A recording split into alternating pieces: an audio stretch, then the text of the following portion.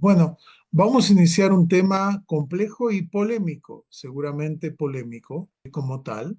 Yo voy a compartir pantalla para poder focalizarme en el tema, ¿no? Y este tema tiene relevancia, primero porque si uno lee lo que en los últimos 2, 3 días, para no irnos más atrás, por ejemplo, el editorial que publicó Thomas Friedman en el New York Times, o el discurso del primer ministro de Canadá en el foro de Davos, o las participaciones de otros líderes y presidentes en el foro de Davos, uno puede ver cómo este tema está siendo un foco central de las discusiones políticas, geopolíticas de nuestro tiempo. Y frente a esto vamos a compartir una perspectiva judaica del tema, obviamente brevemente, porque lo que estamos por lanzar próximamente, ya en un mes, es un diplomado en ética, que al final les voy a mostrar la temática, que justamente pretende ser un espacio para el diálogo, el análisis de estas temáticas con cierta profundidad, de un tema que no siempre se analiza, ¿no? Y le llamamos la ética versus la fuerza bruta, ¿no? Y por qué los valores siguen importando o no. Eso no quiere decir que sea para todos, desde ya, como tal, no siempre a todos les importa. O sea, queda claro que en la última década, podemos decir que se ha dado un retorno explícito a la fuerza bruta como el mecanismo para resolver conflictos, para expandir los poderes geopolíticos y reorganizar el mundo. Y toda esta situación que la vemos reflejada en guerras sin límites morales claros, invasiones de territorios, una realpolitik sin ninguna pretensión de un lenguaje ético, lo que los especialistas en relaciones internacionales llaman la teoría realista en relaciones internacionales, pero en una expresión extrema que pocas veces habíamos conocido, toda una actitud de desprecio hacia el derecho internacional, la compasión y la responsabilidad. Y de vuelta, esta no es una pregunta nueva, y vamos a ver que esto fue el contexto donde operaron algunas de las figuras más importantes del mundo judío, que fueron los profetas de Israel, quienes les tocó vivir en contextos de estas características y decidieron una toma de postura frente a esta situación. Y acá viene la pregunta si tiene todavía lugar la ética o las normas morales cuando la fuerza y la ceguera por el poder parecen decidirlo todo, ¿no? Y lo vemos de muchos lados, con populismos de derecha y de izquierda. Lo vemos en gobernantes del mundo occidental y lo vemos en gobernantes de la ex, digamos, de la ex Unión Soviética, ¿no? Y lo que tomar en cuenta es que esto no es algo nuevo. Nos está alarmando ver cómo el orden político después de la Segunda Guerra Mundial, que había dado cierta estabilidad con la Guerra Fría y después con la caída de la ex Unión Soviética, generó cierto orden, pero que se empezó a desintegrar. Y ahora estamos viendo una situación de mucha incertidumbre, a lo que se suman toda una serie de procesos también de nuevas tecnologías disruptivas, toda una serie de preocupaciones del medio ambiente, y otros temas que hacen apuntan para acá. Pero para el pensamiento judío que está lidiando con estas temáticas desde hace muchos siglos, o milenios, mejor dicho, esto no es algo nuevo. Entonces tengo dentro del programa, después del diplomado, diplomado, vamos a trabajar, por ejemplo, este tema en 5 o 6 pensadores judíos. Yo simplemente ahora voy a mostrar estos temas, cómo han sido reflexionados en dos: uno que vivió a comienzos del siglo XX, otro que vivió en la mitad del siglo XX. La foto que ustedes ven es un aspecto de uno de los grandes pensadores, teólogos y activistas sociales del mundo judío, que se llamó Abraham Yoshua Heschel. Abraham Yoshua Heschel nace en una familia de rabinos hasídicos de muchas generaciones en Varsovia en 1907 y va a fallecer en Nueva York en 1972. Y dejó una obra muy importante de libros, entre los cuales destaca una obra llamada Los Profetas. Los Profetas fue el tema de su doctorado en la Universidad de Berlín, hoy en día llamada Humboldt, donde produjo un libro muy interesante e innovador sobre la conciencia profética, y ya en Estados Unidos, en los años 60, Heschel prepara el libro de tesis a un libro más popular, donde trata de plantear la relevancia del pensamiento profético. Cuando hablamos del pensamiento profético acá, estamos hablando de los profetas de Israel que aparecen en la Biblia hebrea como los libros proféticos, que es la segunda sección de la Biblia hebrea que usamos los judíos y que va desde, digamos, empieza con el libro de Josué y termina con los profetas menores, ¿no? Como Zacarías, Malaquías, Haggai, etc. Incluye a los grandes profetas como, sin duda, las figuras de Isaías, Jeremías, Ezequiel, los 12 profetas menores, y también libros donde aparecen figuras proféticas como el libro de Samuel, el libro de Reyes, que nos describen toda esta situación, cómo se da en el ámbito de la historia como tal. Entonces vamos a empezar con algunas ideas que plantea Abraham y Joa Heschel, y lo plantea en este libro que ven acá, que este es el segundo tomo del libro Los Profetas, que fue publicado en español también en los años 70, 1900, por Editorial Paidós en Argentina. Es un libro difícil de conseguir, pero extraordinario. Este es el segundo tomo que habla de las concepciones históricas y teológicas de los profetas de Israel, ¿no? Una obra muy impresionante, más allá de discusiones metodológicas, desde el punto de vista de una obra teológica, es una obra de un gran poder e impacto en la historia, no solamente del pensamiento judío, sino también del pensamiento cristiano. Y acá algunas citas del libro de Heschel, que trata de enseñar la perspectiva profética de la historia. Y dice así: la historia no es un flujo de acontecimientos ni una sucesión neutral de hechos. Para el profeta, siempre hablando de los profetas de Israel, la historia es el ámbito en el que se decide el destino moral del hombre. Cada acto humano tiene un peso que trasciende su momento, y cada época es evaluada según su respuesta a la exigencia de justicia. Aquí ya tenemos algo que después van a retomar otros pensadores judíos como Emmanuel Levinas, Hermann Cohen y otros, que es esta idea de que la historia siempre es juzgada, y no desde el éxito material del imperio, sino juzgada desde la exigencia de la historia. Y los actos humanos tienen relevancia desde la perspectiva de los profetas, no son un caos o no es algo neutral. El ser humano, el hombre, se juega su destino en el ámbito de la historia, a diferencia de las religiones de Oriente, en las cuales la historia no tiene escapatoria, ¿no? La historia, hay que salir del mundo de la historia, cosa que es distinta en el ámbito de los profetas de Israel.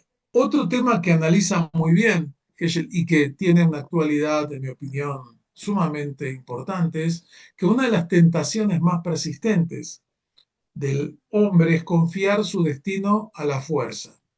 Los profetas vieron con claridad que la confianza ilimitada en el poder militar o político no solo no garantiza la supervivencia, sino que puede precipitar la ruina moral de una nación. Los profetas lo dicen claro, no dan vueltas. Y lo dicen claro. Hay, después con otra cita que dice, hay una idolatría del poder. Y esto no es un fenómeno del siglo XX o XXI. Esto es un fenómeno ya que se vivía en el antiguo Israel, rodeado por potencias militares como Asiria, ¿no? O después Mesopotamia, la Babilonia o Egipto, que eran las grandes potencias, digamos, de la zona y de la época, y que tenían este culto al poder para lograr sus objetivos geopolíticos como tal.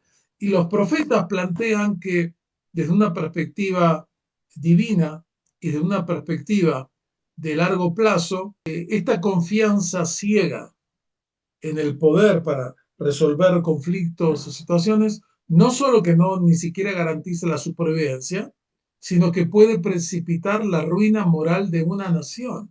Y cuando eso se da, todo se derrumba. Y vuelvo a decir acá Heschel, explicando la concepción historiográfica de los profetas del antiguo Israel. La historia demuestra una y otra vez que la fuerza puede conquistar territorios, pero no puede redimir al hombre. Allí donde la justicia es sacrificada en nombre de la necesidad acaba devorándolo todo. Aquí vemos el radicalismo ético que tienen los profetas del antiguo Israel. Porque muchas veces se usa el lenguaje de la necesidad, la urgencia, la supervivencia para utilizar medios de fuerza, de violencia, y lo que dice Hegel es que eso puede traer en cierto momento cierta paz, cierta estabilidad, cierta conquista, cierto bienestar, pero no puede resolver la ser humano, la situación fundamental del ser humano como criatura que necesita ser redimida, ser salvada, encontrar el sentido. Y cuando en cualquier sistema político, no importa si es de izquierda o de derecha, se sacrifica la justicia, entonces, a la larga, en nombre de la necesidad o la realpolitik, como se utiliza en un lenguaje contemporáneo, estamos en grandes riesgos. Hegel sigue diciendo, la fuerza tiene una tendencia natural a justificarse a sí misma. Es decir, el poder, y esto ya fue cuestionado, ¿saben por quién? Si yo le digo un texto que dice lo siguiente, y lo cito casi textualmente, dice, ¿sabes qué? Refiriéndose a un amigo, estoy muy impactado del poco impacto que tiene a mediano plazo la fuerza del poder y de la conquista. ¿Saben quién dijo eso? Alguien que algo entendía de esto, Napoleón. Napoleón, una de las figuras centrales en la historia europea del siglo XVIII, un hombre que conquista media Europa, una figura clave. El propio Napoleón, ya en sus reflexiones cuando está en su exilio, dice, la verdad, tuve la gloria de pocos años a costa de cientos de miles de vidas humanas y que porque la fuerza tiende a sí misma. Y el profeta es quien interrumpe ese círculo recordando que ninguna victoria absuelve a una sociedad del juicio moral. El triunfo y el éxito material o político no es sinónimo de eh, reivindicación moral o ética. Y todos conocemos la expresión que se dice que de una victoria pírrica, ¿no? Recordando a Pirro, un general que venció una guerra pero a un costo altísimo, ¿no? Muchas veces los logros de guerras y de conflictos se logran por medio de un alto costo que plantea en qué medida esa victoria es realmente una victoria como tal. Porque siempre, y particularmente desde la perspectiva de los profetas de Israel, la dimensión de juicio ético es fundamental y de justicia para cualquier eh, situación dentro de la historia. Y sigo otra idea de Hegel para entender bien a los profetas, porque los profetas no son ingenuos desde una perspectiva política que no entienden la realidad histórica de los estados, de las guerras. Dice así, el poder es necesario, pero cuando se lo convierte en absoluto ocupa el lugar de Dios. Y esto se llama idolatría. Convertir a cualquier poder limitado en lo último, eso es idolatría. Y esta idolatría del poder es una de las formas más peligrosas de corrupción moral, porque se presenta como racionalidad, necesidad o supervivencia. O sea, los profetas reconocen que el ser humano en la historia necesita el poder. Y Hegel tiene otra frase en otro de sus textos que dice, durante mucho tiempo nos amenazó la degradación por la impotencia. Ahora nos amenaza la degradación por el poder. Durante mucho tiempo nos amenazó la degradación por la impotencia. Cuando el ser humano no puede curar una enfermedad simple y moría la gente fácilmente porque no había antibióticos, no había tecnologías médicas básicas, la impotencia. Hoy en día lo que nos amenaza la degradación por el exceso de poder. Mucho poder y poca capacidad de utilización, ¿no? Como decía otro filósofo importante, Hans Jonas, otro de los grandes pensadores judíos de la ética. El poder es necesario, pero cuando se lo convierte en absoluto ocupa el lugar de Dios. Esta idolatría del poder, una frase muy fuerte, es una de las formas más peligrosas de corrupción moral porque se lo invoca en nombre de la necesidad de otro tipo como tal. Acá dan nombres de figuras, hay muchas figuras a los que les cabe, creo, esta descripción. Creo que habría muchísimas figuras, no solo en la política internacional, también dentro de situaciones en el mundo empresarial, en el mundo a veces hasta familiar, en otros mundos donde pareciera ser que esta imposición como tal nos genera tanto, tantos problemas. Veo que hay algunos comentarios que bueno, que a través del chat, que veo que nos están comentando que vamos a referirnos a lo que dicen. Pero voy a seguir compartiendo, ¿no? Perdón que quiero, ok, que yo ahora no veo la pantalla. ¿Ustedes la ven la pantalla? Sí, ¿no? ¿También de la pantalla? Sí, ok, entonces vamos a ver ahora porque yo no la veo. Que dice algo. Ok, sigo otra cita de Geshe. Fíjense esta cita de Isaías, capítulo 33. Miren si esto no parece escrito hoy a la mañana, ayer a la tarde, la semana anterior, el año anterior. Fíjense la fuerza de este texto del gran profeta Isaías. Dice, los enviados de paz lloran amargamente. Las calles yacen desoladas. Los pactos están rotos. Los testigos son despreciados. No hay consideración por el ser humano. Lo hashab enosh, termina el texto. Fíjense la fuerza de este texto. A mí me impacta, la verdad, un texto de estas características. O sea, está describiendo un estado porque no estamos hablando, como dijimos al comienzo, esta situación del usar el poder como no como última ratio, sino como primera ratio, no como última opción, sino como primera opción para resolver conflictos, deseos que provienen de percepciones de seguridad nacional, del ego, de un sentido de vulnerabilidad, cada uno lo puede ver como quiera, no es algo nuevo en la historia y no tiene siglos, tiene milenios. Y acá estamos leyendo un texto de más de 2800 años. 2800 años. Los enviados de paz lloran amargamente. Las calles hacen desoladas. Los pactos entre naciones, entre pueblos están rotos. Los testigos son despreciados.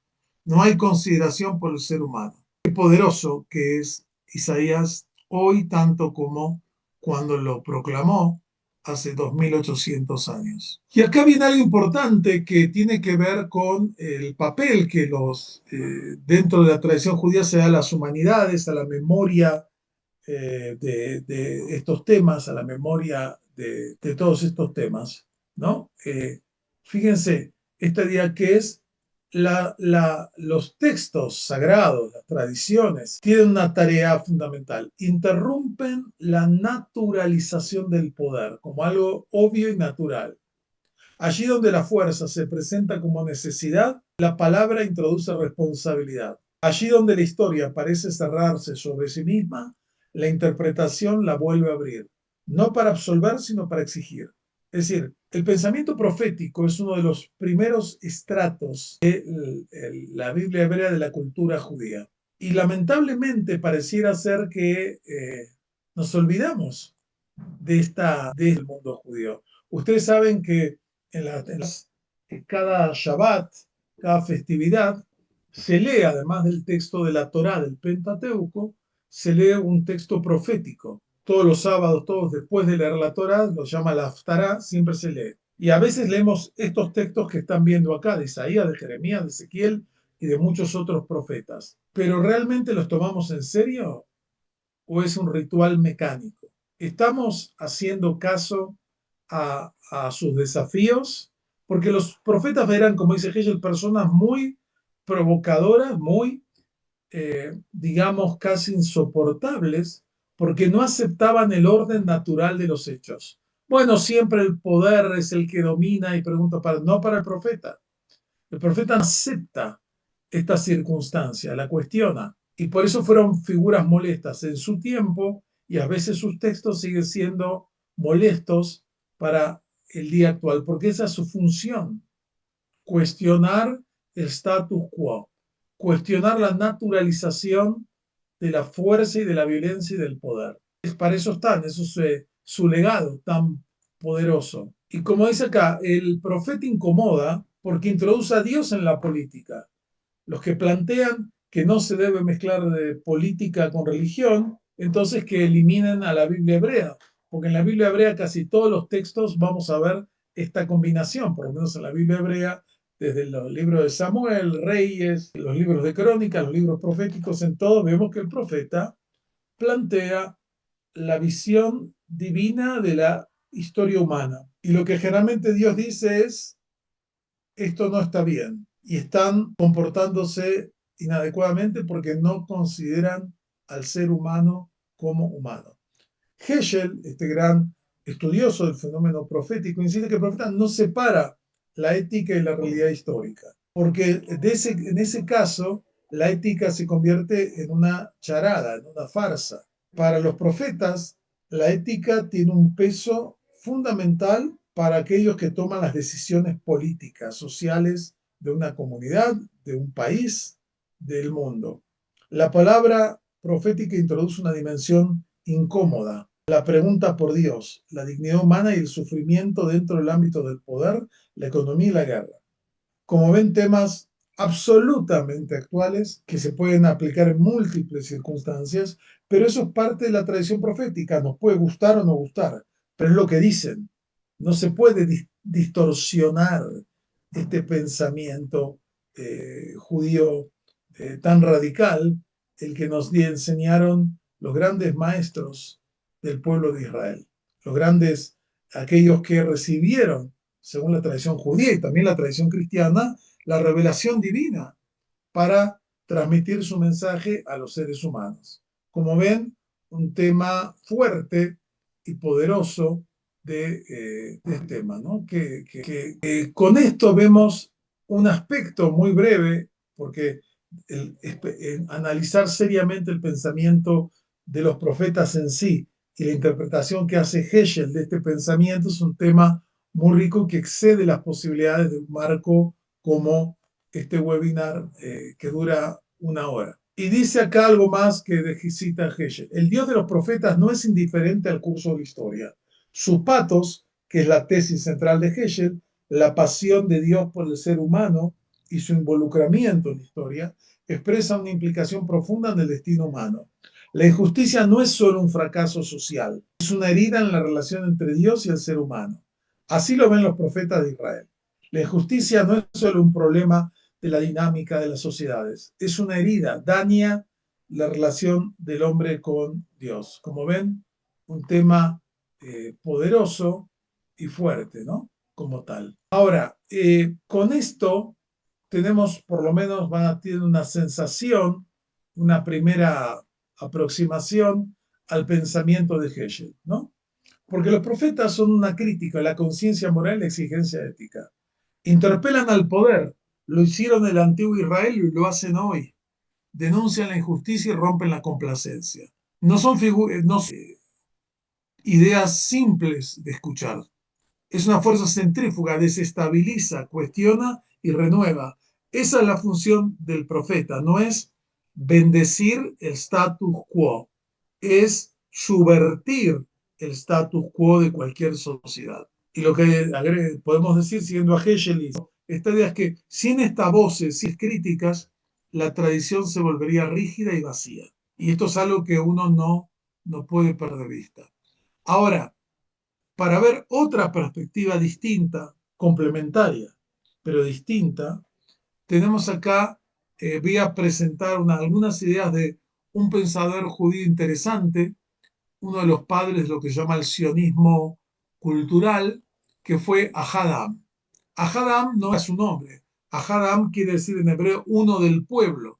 Era un seudónimo de un pensador que nace en el siglo XIX en la zona de la Rusia zarista y que se va a convertir en uno de los pilares de la concepción cultural del sionismo, uno de los padres de la ensayística lengua hebrea. Ahadam escribió en lengua hebrea y va a ser una clave decisiva. Ahora vamos a ver, esto está, pero ya tenía la foto de él, no me acuerdo por qué ahora no la veo, que puse a Ahadam.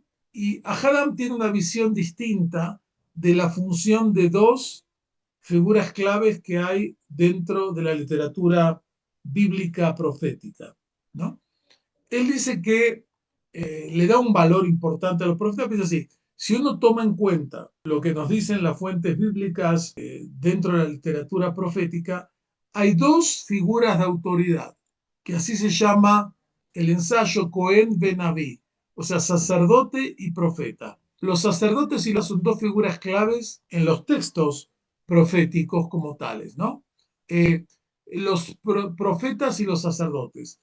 Y Hadamar va a explicarlo recurriendo a cierta visión ética y sociológica para entender qué función cumple el sacerdote, que es el hombre que preserva el orden y el status quo de una sociedad, y qué función cumple el profeta, que por definición tiene que ser el crítico, el que encuentra los puntos ciegos, la injusticia, el sufrimiento en cualquier sociedad y plantea la necesidad de un cambio, un cambio radical, tanto político, social, económico, como dentro de la conciencia de cada individuo, ¿no? Es como tal. Entonces, Ajada, voy a empezar acá, quiero esperar que voy a hacer acá, que no entiendo por qué no está la foto, bueno, que como dije, no era su nombre originario, sino es un seudónimo, se llamaba Uno del Pueblo, pero representa una voz muy elevada, que era el gran maestro de su generación y que se va a oponer a las posiciones de Teodoro Herzl dentro del movimiento sionista, porque él ve a Herzl que se ocupa del problema de los judíos y de los problemas más políticos y sociales. En cambio, Haddam planteaba que el gran desafío de la modernidad era ocuparse de los problemas del judaísmo, no de los judíos, porque el problema de los judíos se resolvía emigrando o buscando otro tipo de salida, sino para él el gran problema es qué va a pasar con el judaísmo en una época donde el judío se integra en las sociedades nacionales como tales, y cuál es el papel de los valores judíos tradicionales hoy.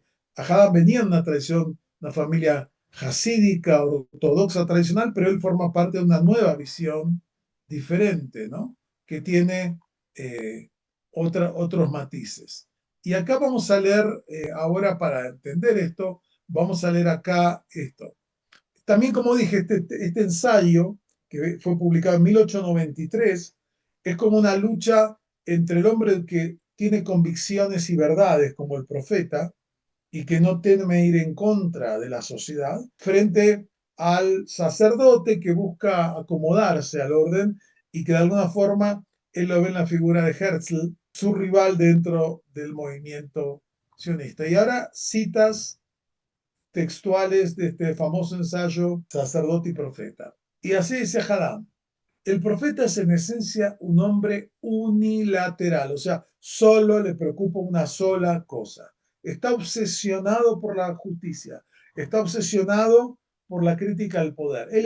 Vive en esa dimensión. Una determinada idea moral llena todo su ser, domina cada uno de sus sentimientos y sensaciones, absorbe por completo su atención. Solo puede ver el mundo a través del espejo de su idea. O sea, el profeta está obsesionado con esta idea de justicia, de dignidad, y no lo sacas de ahí bajo ningún punto de vista. No es para hacer concesiones. Toda su vida se consume en la lucha por ese ideal con todas sus fuerzas. Por él agota sus energías sin miramientos, sin consideración por sí mismo, indiferente a las condiciones de la vida y a las exigencias de la armonía general. Así actúa el profeta, un hombre obsesionado por la experiencia divina que le transmite esta pasión por la justicia, y él desgasta todo, choca contra la pared. Es un Quijote antes del Quijote. Lucha contra los molinos de viento sin ningún tipo de eh, adaptación como tal. Permanece siempre como un hombre aparte, un extremista de mirada estrecha, celoso de su propio ideal e intolerante frente a cualquier otro. O sea, no es una descripción unilateral en el sentido de que él ve al profeta como una persona compleja, no solamente el héroe de la película, es alguien intolerante, extremista en su visión por la necesidad de justicia y de cuestionamiento del poder y de sensibilidad por los que sufren en cualquier contexto histórico. Ahora miren cómo describe al sacerdote, que eran dos figuras claves, dos autoridades religiosas en el antiguo Israel. El sacerdote es el hombre del templo, del culto. Con el sacerdote ocurre algo distinto. Aparece en escena en un momento en el que la profecía ya ha logrado abrir un camino para su idea. O sea, el sacerdote, cuando ya están las voces proféticas, empieza el sacerdote. Pero el sacerdote no posee la fuerza para luchar de manera constante contra la necesidad y la realidad efectiva. Su inclinación es más bien someterse a la primera, o sea, a la necesidad y a compromisos con la realidad. O sea, el sacerdote no está obsesionado por su ideal hasta el final. Él está dispuesto a hacer concesiones. Él sabe que los valores finalmente tienen que negociarse con la realidad política, económica y social. El sacerdote se da cuenta que esa es la única forma de poder existir y coexistir. En cambio, el profeta no acepta eso. Sigue obsesionado, sigue con esta idea, aunque se dé un duro golpe contra la pared. En lugar de aferrarse a la estrechez del profeta, dice Hadam, y exigir a la realidad que lo que ésta no puede dar, amplía su horizonte y adopta una visión más amplia de la relación entre su idea y los hechos de la vida.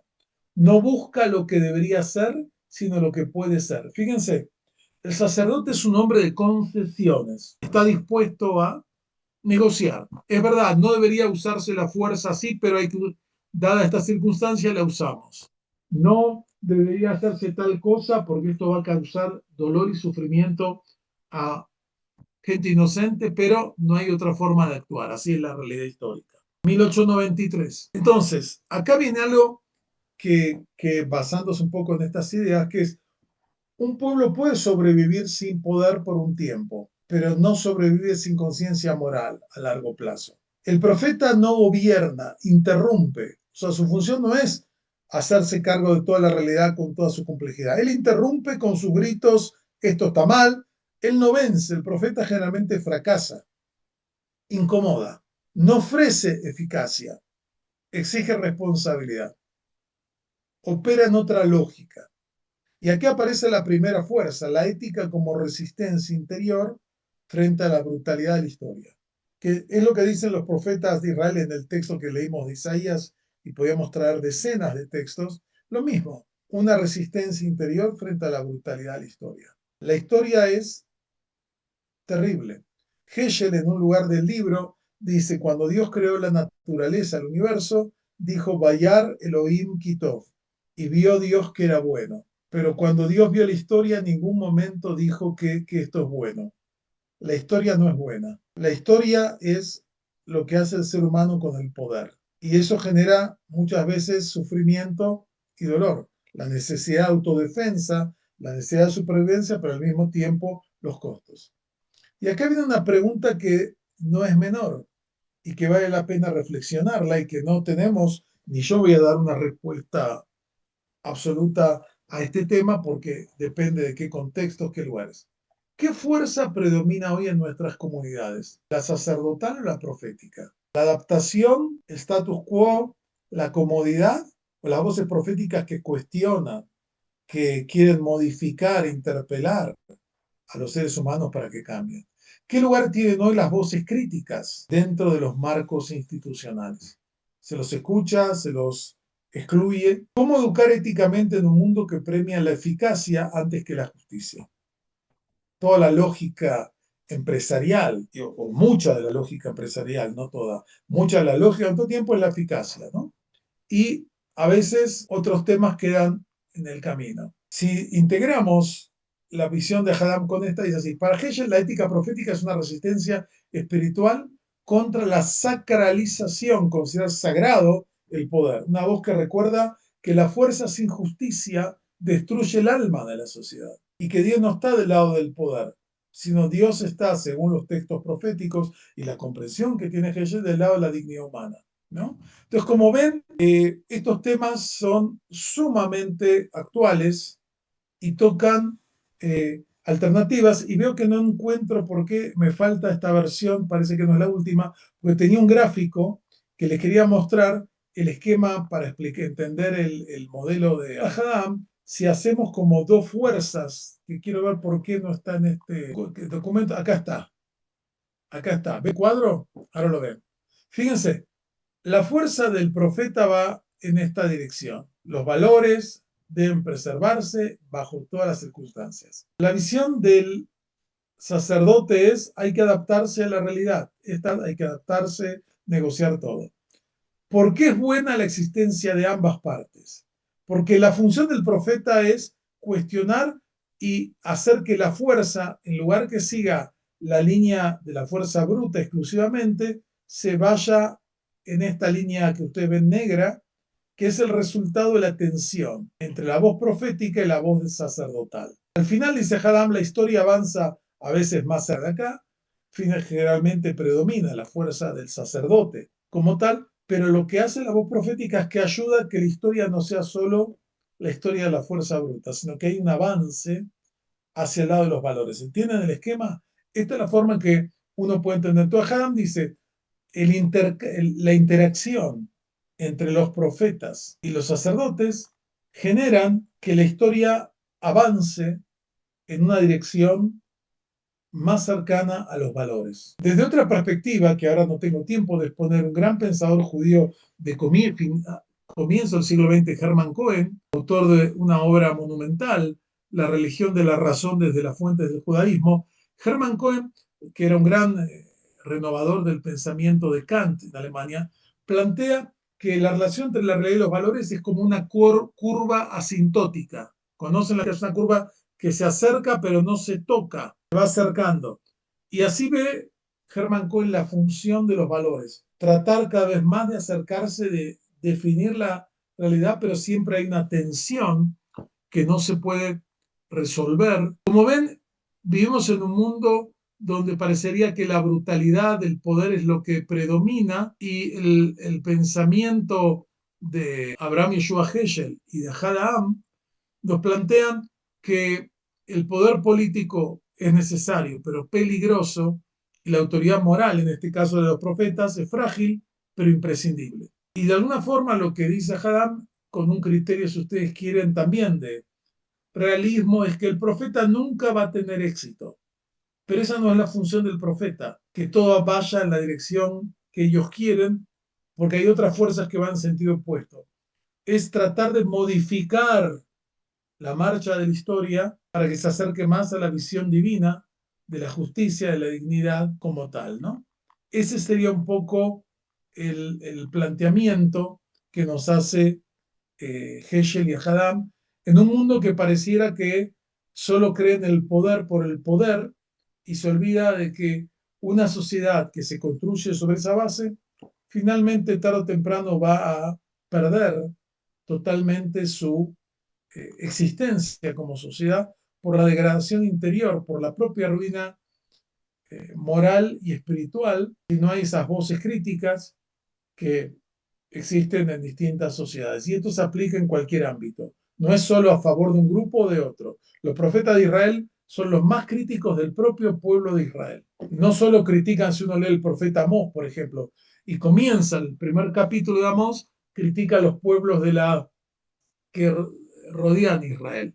Pero ya en el segundo capítulo empieza a poner la linterna, la lente, no sobre los pecados de Gaza, que aparece ahí, o los pecados de Moab, o los pecados de Damasco, sino empieza a plantear los pecados de el reino de Israel y el reino de Judea como tal. Ahora, estos temas que estamos tratando muy brevemente acá, los vamos a tratar con mayor profundidad en un diplomado que ahora quiero compartir, en un diplomado que vamos a iniciar en el mes de marzo, que en el marco de una nueva cátedra abierta de ética en nombre de Carlos Ginich, un prominente dirigente de la comunidad judía de México y de muchas causas culturales y educativas dentro de México. Y en esta cátedra, que tiene una serie de actividades, vamos a ver un diplomado que se llama Ética Judía, una perspectiva interdisciplinaria y comparada. Este diplomado nos va a ayudar a comprender los fundamentos filosóficos y normativos de la ética contemporánea y el pensamiento judío. Vamos a explorar la riqueza de la tradición judía desde bíblica hasta la actualidad. Analizaremos dilemas éticos actuales vinculados con la ciencia, la tecnología, la política, la comunicación como tal. Y brevemente, algunos de los temas que se van a ver está dirigido a todos aquellos interesados en estos temas. Y empezamos hablando de los orígenes bíblicos de la ética, justicia, misericordia, santidad. Después vamos a hablar, entre otros temas, de las corrientes de la ética contemporáneas, de las corrientes del pensamiento judío contemporáneo. Vamos a tratar temas concretos de ética aplicada como la migración, la hospitalidad y los refugiados. Vamos a hablar de, como ven, temas de ética filosófica contemporánea. Vamos a hablar de bioética y medicina, otro tema clave, con especialistas tanto en el ámbito conceptual como que manejan y dirigen esta ética aplicada en contextos hospitalarios en distintos lugares. Vamos a hablar de la ética de la guerra, la paz y la seguridad y cómo el judaísmo ve estos temas como tales. Vamos a hablar del segundo semestre, dura 2 semestres, la tecnología, la privacidad y la sociedad de la vigilancia, la ética frente a la inteligencia artificial e información, los principios, cómo se concilia esta cultura de la vigilancia con el derecho a la privacidad. Vamos a ver temas de libertad de expresión y antisemitismo. Vamos a ver temas de ética conectados con género y derechos, con feminismo y con la ética del cuidado, el reconocimiento. Vamos a hablar de los límites de la libertad de expresión y los dilemas de justicia social y equidad, siempre con textos tanto clásicos como contemporáneos del tema. Vamos a hablar de la ética ambiental y la sostenibilidad, otro tema crucial para nuestro tema. Y por último, el proyecto final. Entonces, como ustedes pueden ver, este es un programa extraordinario que empezaremos el 4 de marzo.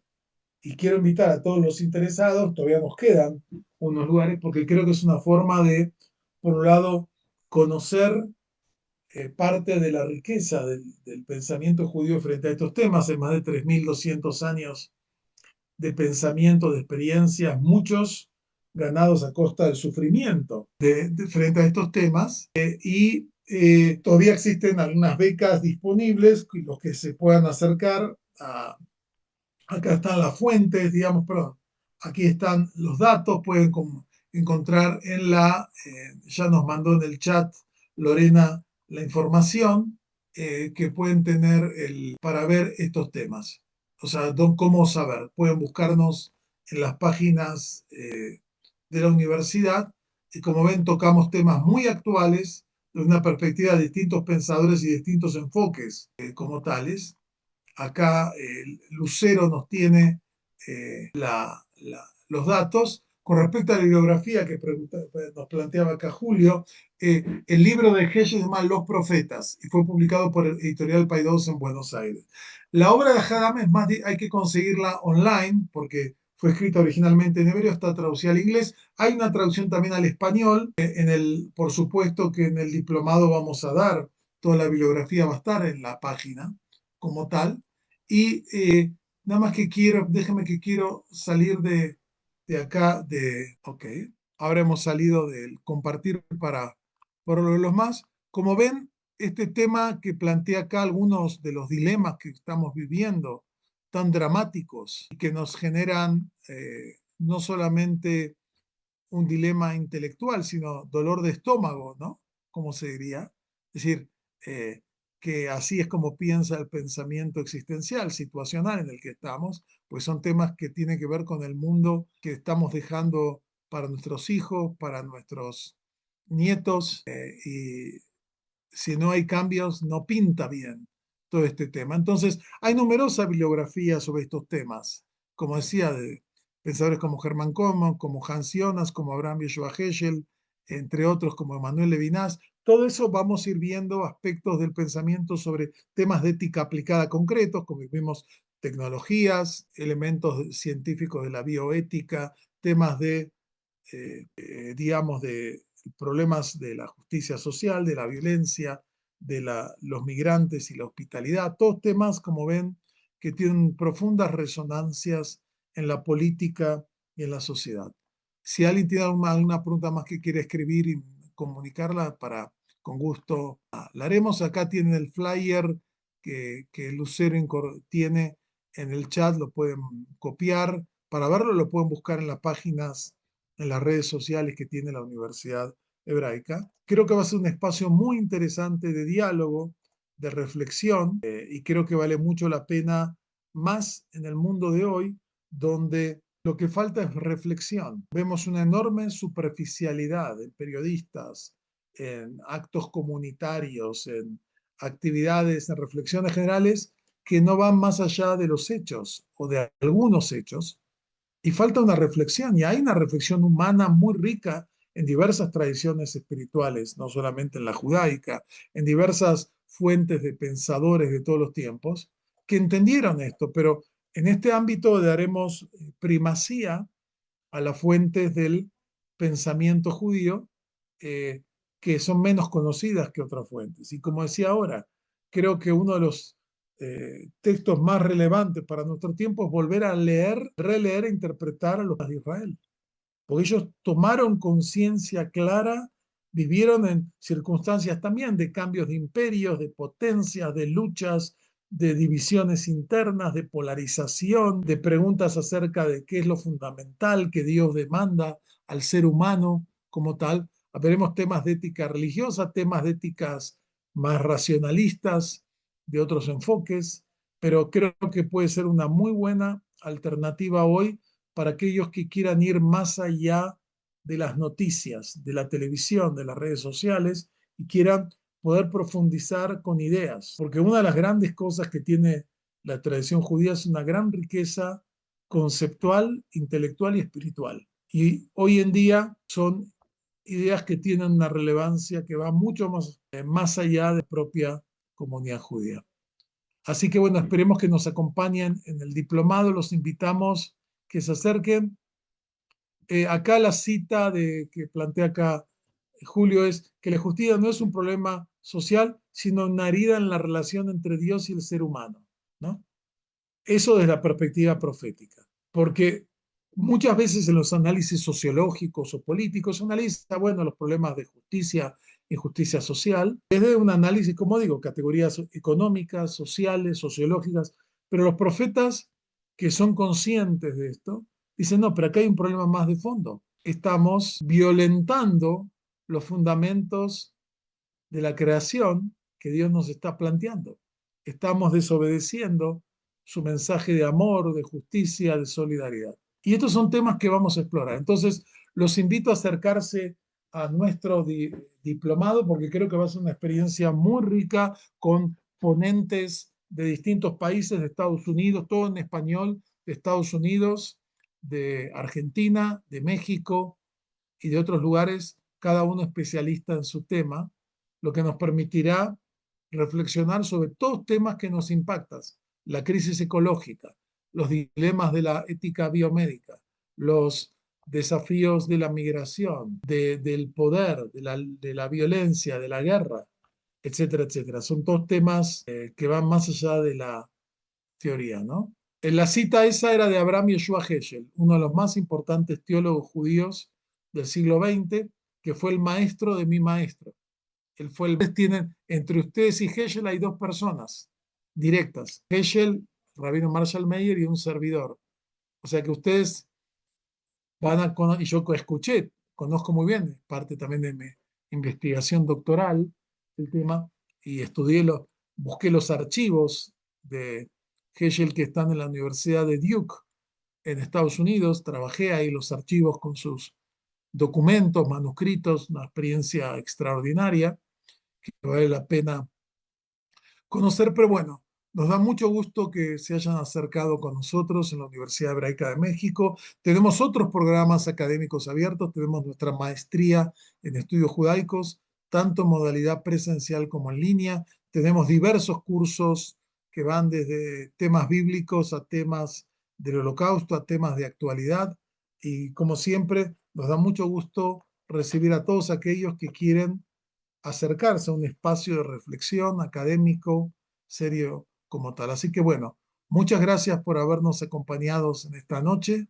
Me despido esperando que algo de estas ideas permeen en los líderes políticos del mundo hoy, que están tan desorientados y tan faltos de comprensión y que pueden conducir a sus propios países y sociedades a la catástrofe por su falsa de sensibilidad ética y política. Y hablo de todos los colores, no hablo de uno en particular. Esto es de aplicación universal, no es solo para unos y para otros, es para todos. Así que bueno, buenas noches, gracias por acompañarnos y síganos en nuestras actividades en las redes sociales de la Universidad Hebraica de México. Buenas noches y que tengamos un poco más de esa palabra clave que por primera vez en la historia plantearon como ideal los profetas de Israel, que es Shalom. Shalom no es guerra, es mucho más que eso en el pensamiento bíblico. Y los primeros seres humanos que plantearon que la guerra no es el ideal, sino que el Shalom es el ideal, fueron los profetas de Israel hace más de 2800 años. Ojalá que algo de esas ideas permeen en nuestras conciencias. Gracias, buenas noches.